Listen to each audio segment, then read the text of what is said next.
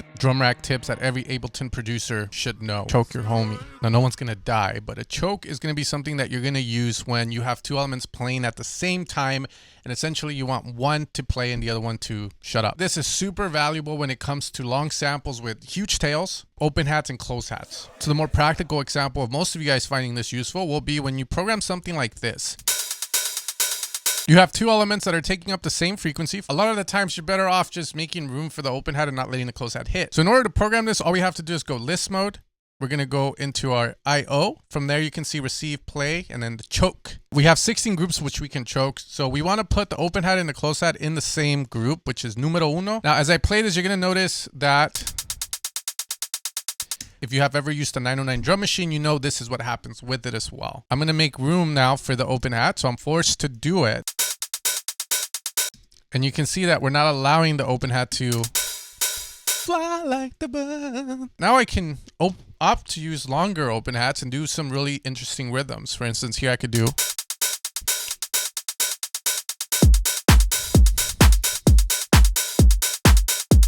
Now you could be going like, but Sen, I already made room for the open hat, so why can't I just not do the choke? Well, this is what happens. If you leave everything the way it is,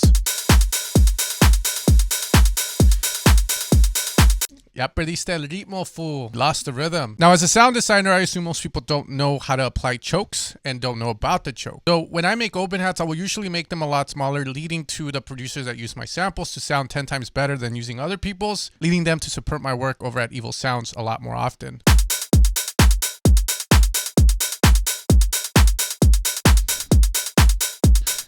Randomize for drum patterns. Now this one will only work if you have a sequencer that allows you to repeat values and it has this sort of loop back. So let's say after 8 hits, it will loop back and you will get the same thing. So in order to execute this, we need a drum rack. We're gonna drop that there, and then we're gonna go into our favorite evolution of sound pack. I'll use the Seaver Volume 2 for this, and I'm gonna grab all of the drums. It's not that I'm loco or anything, it's just that this is super clutch for making really cool percussion and gaining ideas. From there, I'm gonna go to Max for Life and utilize the MK16 18S5 sequencer. I'm gonna turn it on and I'm just gonna randomize the range here. Now what I want is I want the range to cover all of my drums, but I also want it to cover these notes where nothing is selected. And all I'm gonna do is randomize till I get something that sounds inspiring for me to work on.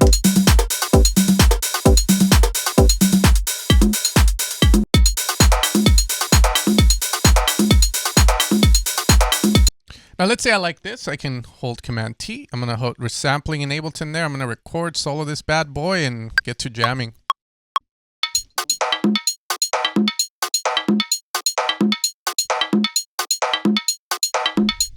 Once I have the loop, then I can start to mess with it.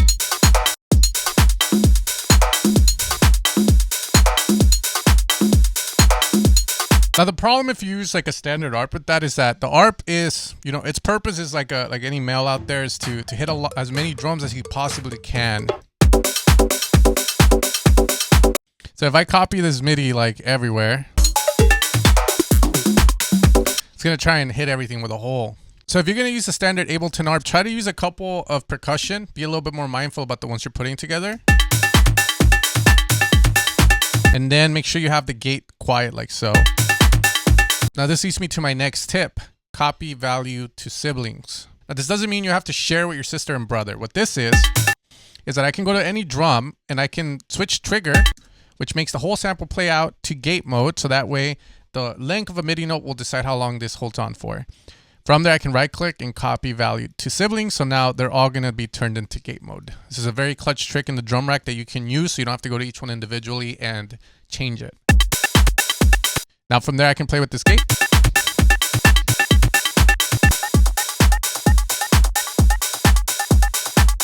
Now when we go into list mode, the other thing we can do is also layer drum samples up. So in case you're the producer that doesn't want to have too much MIDI information going on here, for instance, let's say we want to layer the clap and we want this guy to hit by going into our IO, and we can change the received note, which is set to C#1. So then we just go C#1. And now you can see we have a multi-channel set up here. But now every time we play this, we're playing both of these samples.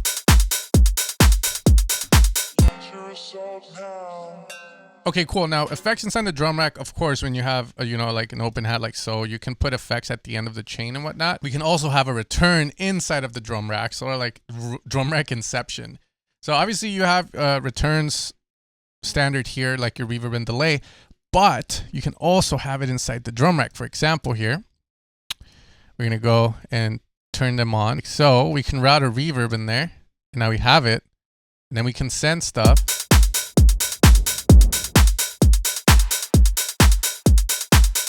So for instance, some of the best reverbs in Ableton, just to add bonus tips to this video, are your convolutions.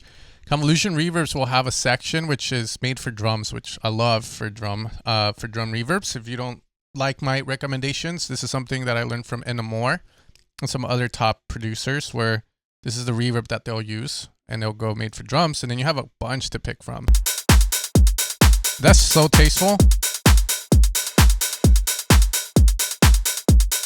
The other cool thing we can do is we can also use like a bit crusher in there that we can send certain drums to give them a little bit more edge, but you have to program this one properly because it's a redux.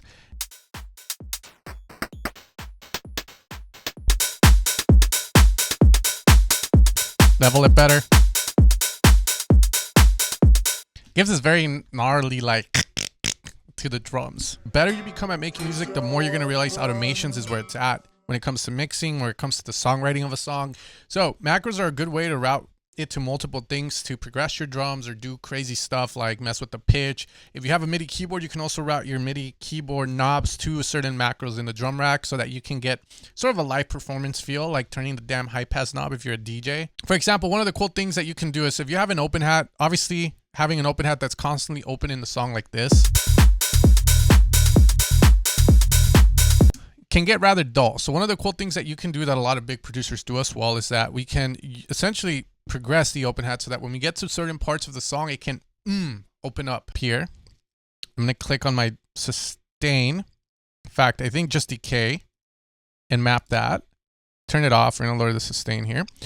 From there, when I'm in map mode, you're going to notice this guy here. I'm going to have a max and a minimum. So from this, I can set my max to when it's fully to the right.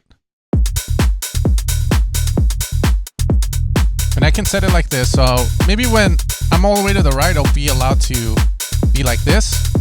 But now, my minimum, I can start to set it.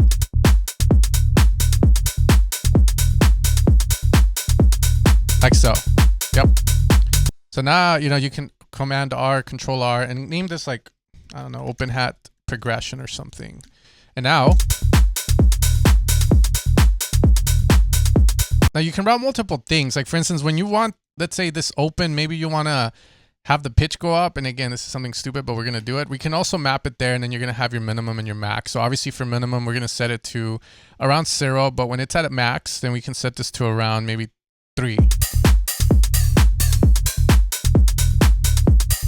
The other thing we have too is macro variation. So these are just going to be things like, for instance, if you like this setting here, you can put a new one and that's your variation. And now when you play this, if you have it, so let's set low, let's say the beginning of the song, then we can make that and say, and then you can switch with it, but it's something cool that Ableton added to it, which I find really dope because you can set up different things to happen. So those are some of the most useful tips I've seen with the Ableton Drum Rack that I wanted to share with you guys. Some of them are going to be very valuable to know, while some are they're cool and you use them here and there to come up with ideas and whatnot. But again, if you have to know everything, know that there's a return in the drum rack, know that copy to value to siblings. That's going to save you a lot of time. The choke is super important. If you learned anything from this video and you're like, fuck MIDI drums, then use a choke in audio format. Again, a lot of really cool tips in this video, and hopefully you guys enjoyed them. As always, if you want to support the channel, make sure to head over to evilsounds.com where you can find all of my sound design work. Best Packs, Paradox, Deceiver, utilized with some of the biggest techno artists and tech house artists. And if you want to check out my music that I've started to release, also find me on Spotify. Just look up SemWorld. Other than that, you guys have a great rest of your day. Much love and peace out.